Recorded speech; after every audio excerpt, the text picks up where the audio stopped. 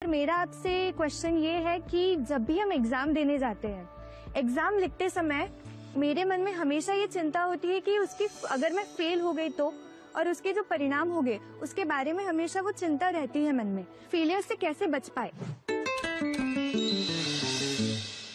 School में 10वीं में 12वीं में 40% 30% बच्चे फेल होते हैं। उनका क्या होता है? फिर से ट्राई करते हैं। उसके बाद भी फेल हुए तो देखिए, जिंदगी अटक नहीं जाती है।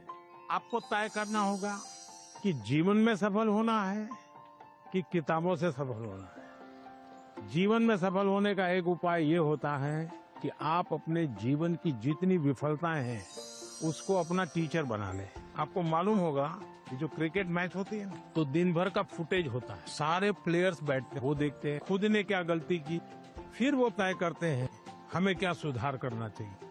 क्या आप भी अपने जो विफलताएं हैं उन विफलताओं को टीचर बना सकते हैं क्या? दूसरा, जीवन सिर्फ परीक्षाएं नहीं, जीवन समग्रता में देखना चाहिए। अब आपने किसी दिव्यांग जनों के जीवन को बारीकी से देखिए। परमात्मा ने कुछ चीजें उनको नहीं दी है, परमात्मा ने कुछ और चीजें इतनी एक्स्ट्राऑर्डिनरी दी होती हैं कि वो उसके जीवन का संबल बन जाता है, ताकत बन जाता है। लेकिन हमारे अंदर भी परमात्मा ने कुछ कमियां भी रखी हैं, कुछ विशेषताएं रखी हैं। Yes sir. उन विशेषताओं में और अधिक अच्छा कैसे बने उस पर का फिर कोई पूछेगा नहीं कि तुम्हारी डिग्री क्या है, तुम कहाँ पढ़े थे, 10वीं में कितने मार्क्स आए, कोई नहीं पूछेगा। और इसलिए कोशिश ये होनी चाहिए कि मार्क्स बोले या जीवन बोले। जीवन सर। तो जीवन बोलना चाहिए। मैं अजय, मैं आरोही मॉडल सीनियर सेकेंडरी स्कूल का छात्र हूँ। क्या आजकल टेक्नोलॉजी बहुत ज्यादा बढ़ चुकी है, परंतु कई बार हम इसका बहुत ज्यादा प्रयोग कर लेते हैं। तो सर, मैं आपसे चाहूंगा कि आप हमारा मार्गदर्शन करें कि हम कैसे टेक्नोलॉजी का सदुपयोग कर सकते हैं। पहली बात है, हम सब भाग्यवान हैं और आप सब विशेष भाग्यवान हैं।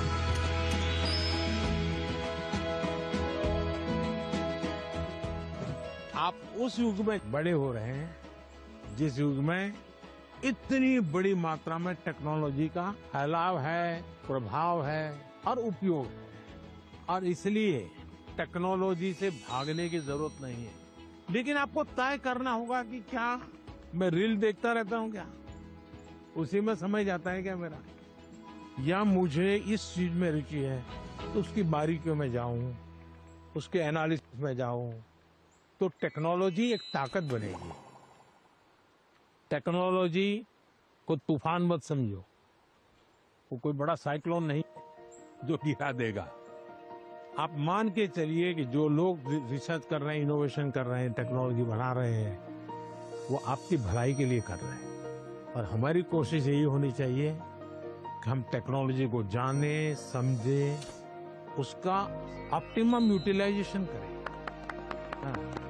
सर, मेरे पास एक क्वेश्चन है। सर, किसी काम को अच्छे से करने के लिए हमको अपना बेस्ट कैसे देना चाहिए? हमें निरंतर बेस्ट करने का प्रयास करना चाहिए, और बेस्ट करने की पहली शर्त होती है कल से अच्छा करना। हमारी फैमिली हमारे भले के लिए बोलते हैं कि तुम्हें तो ये स्कीम देना चाहिए, तुम्हें इस विषय में जाना चाहिए, तुम इसके लायक हो। हमें क्या करना चाहिए? फिर उनकी माननी चाहिए या अपनी सुननी चाहिए? ऐसा है, उनका मानना चाहिए और फिर उनको मनाना चाहिए। जब आप उनको पूछोगे कि हाँ बहुत अच्छा आइडिया है, मैं करूं, अब बताइए कैसे करूं, अच्छा इसका कहाँ मुझे मिलेगा, आप मेरी क्या मदद करोगे, फिर आप प्यार से उनको कहिए कि मैंने ऐसा सुना था, ये कैसा है, तो धीरे धीरे वो भी दिमाग अप्लाई करेंगे। आपका बहुत बहुत बहुत बहुत थैंक यू कि आपने मेरा प्रश्न सुना, मेरे प्रश्न का आंसर भी दिया, और मुझे बहुत सारी चीजें भी सिखा के गए। शांत रहना और पॉजिटिविटी, नकारात्मक सोच नहीं लानी चाहिए दिमाग में। बहुत अच्छा लगा, thank you so much. Sir, आजकल के ज्यादातर विद्यार्थी एग्जाम परीक्षा पे जाके सर ये एक प्रॉब्लम फेस करते हैं कि उनका टाइम के अंदर उनका पेपर खत्म नहीं होता, या फिर उनको उसकी वजह से उनका बहुत टेंशन होता है, बहुत प्रेशर भी उन पर क्रिएट होता है। सर, तो सर मतलब उस प्रेशर और टेंशन से वो कैसे डील करें? ऐसा है कि उसका पहला उपाय तो ये है कि आप आपको पुराने एग्जाम पेपर होते हैं उसका बहुत प्रैक्टिस करनी चाहिए। अगर आपने प्रैक्टिस की है तो पता चलेगा कि मैं कम शब्दों में जवाब लिखूंगा तो मेरा समय बचेगा, फिर दूसरे पर तीसरे पर, फिर आखिर में जो सवाल में थोड़ी मेहनत कसरत करनी है, जहां दिमाग खपाऊंगा, हो गया तो ठीक है, नहीं हो गया तो छोड़ दूंगा। कभी कभी क्या होता है कि जो नहीं आता है उसी में दिमाग खपाते हैं, फिर आते हैं उसमें टाइम कम पड़ जाता है। कभी आता है तो उसमें ज्यादा लिख लेते हैं, लंबा लिख देते हैं, बहुत टाइम लगा देते हैं। और इसका एक उपाय है प्रैक्टिस करना। मैं पीवीआर भालिका उन्नति पाठशाला में 10वीं कक्षा पढ़ रही हूँ। मैं आंध्र प्रदेश से आया हूँ और इस सुंदरी वन में आपके साथ रहना हमारे भाग्य की बात है। और मैं ये प्रश्न पूछना चाहती हूँ कि आपसे हमको आजकल किताबें में पढ़ते रहते समय हमको ये पता चल रहा है कि क्लाइमेटिक कंडीशन है वो बदला जा रहा है। हम क्या कुछ कर सकते हैं? बहुत अच्छा सवाल पूछा आपने और मुझे अच्छा लगा कि मेरे देश के बच्चों के मन में भी क्लाइमेट की चिंता है। ज्यादातर दुनिया में जो डेवलपमेंट हुआ उसमें एक भोगवादी संस्कृति पनपी है। ये सब मेरा है, मुझे मेरे खुश के लिए मुझे उपयोग करना है। मुझे अगर अच्छा फर्नीचर चाहिए तो मैं 200 साल पुराना झाड़ काट दूंगा। कोयला कितना ही जलाना पड़े मैं 24 घंटे बिजली जलाऊंगा। उन्होंने प्रकृति का सबसे ज्यादा विनाश किया। प्रकृति के शोषण वाला हमारा कल्चर नहीं है। मेरा एक मिशन लाइफ है, LIFE, लाइफस्टाइल फॉर एनवायरनमेंट।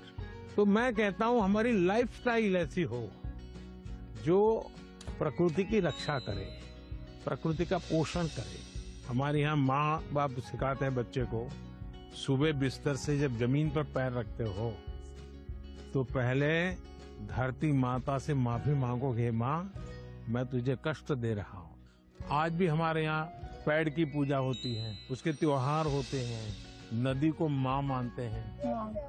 तो ये सारे हमारे संस्कार के प्रति हमें गर्व करना होगा। और आपने देखा होगा भारत इंडिया ने एक बड़ा अभियान चला रहा है, एक पेड़ माँ के नाम। देखिए ये दो माँ की बात है। एक वो माँ जिसने हमें जन्म दिया है और एक माँ जिसने हमें जीवन दिया है। तो अपनी माँ की स्मृति में पेड़ लगाना है और देखना है कि मेरी माँ की याद इसके साथ जुड़ी हुई थी। पेड़ किसी भी हालत में बड़ा होना चाहिए, उसकी केयर करनी चाहिए। इससे क्या होगा, बहुत बड़ी मात्रा में पेड़ पौधे लोग करेंगे, एक लगाव होगा, ओनरशिप होगी, तो प्रकृति की रक्षा होगी। क्योंकि nature is one of the great part which plays in our life. We should talk to the tree and they benefits us a lot. So we should promote nature. सब लोग आ गए भाई अपना अपना पेड़ लगाने के लिए। लगाइए आप लोग। जैसे पेड़ लगाए ना, पानी पिलाने का उपाय क्या? तो एक तरीका है तो उसके बगल में एक मिट्टी का मटका लगा देना चाहिए और उसको पानी भर देना। महीने में एक बार पानी भरोगे, इसका ग्रोथ एकदम से जल्दी होगा और कम से कम पानी से तैयार होगा। तो ये प्रैक्टिकल सब जगह पे करना चाहिए। चलिए, बहुत बधाई सबको। So thank you so much for being here and for giving this wonderful opportunity for us. Thank you.